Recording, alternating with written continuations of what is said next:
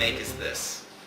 I said at the beginning of that story that I learned 6 things from my grandfather. How many of you can tell me the first 5 of them at this point?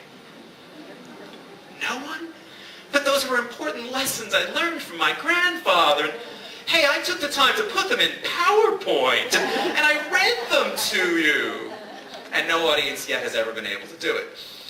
Because that's not how we learn, and yet that's how we try and teach all the time as speakers. We throw it into PowerPoint, we say it, and we expect it to sink in.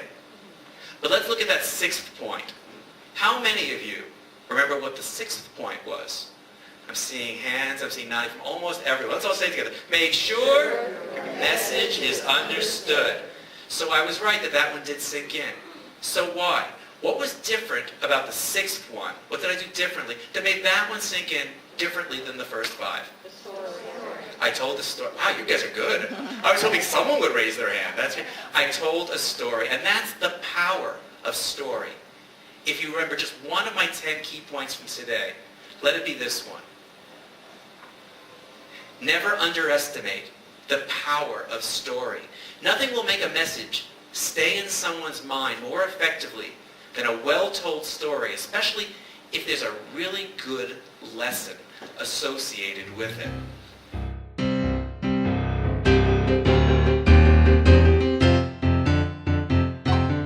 Toastmasters teaches an approach for how to write a speech. And even if you haven't been in Toastmasters, you may have heard this because it's so famous.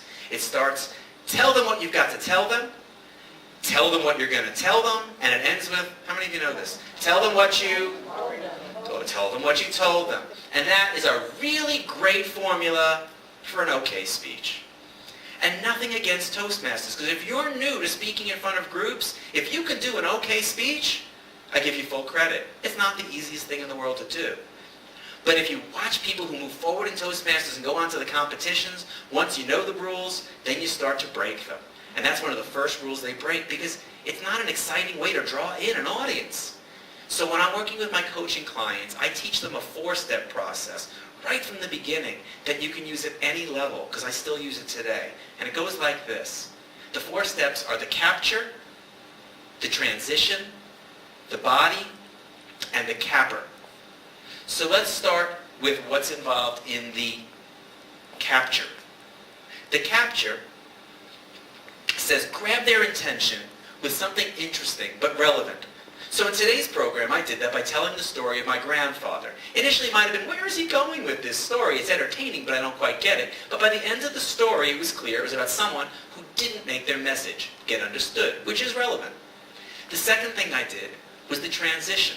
Let them know how it applies, so they'll want to hear the body. And what I said was, make sure your message is understood. So what I teach is a technique that I created called the 7 variants of vocal variety. And I watch for all of them with my speaking clients, and all of them can add a lot of life to your programs. So let's go through them all.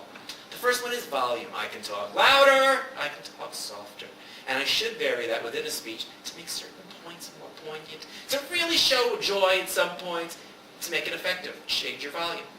Next one, pitch. Because if I'm really excited about something, it makes sense to go up here.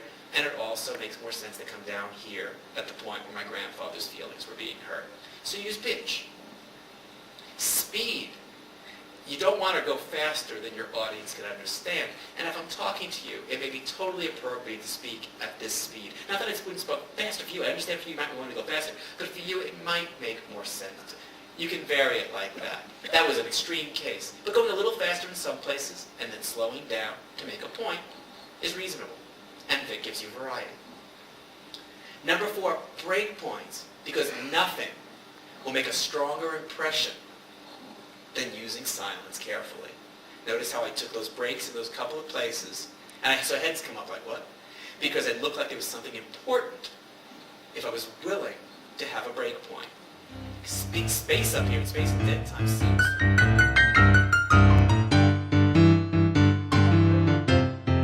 If this is a typical audience, at least one of those 2 pictures bugs you, if not both. But the fact that I have the microphone does not give me license to take pot shots at either one of them.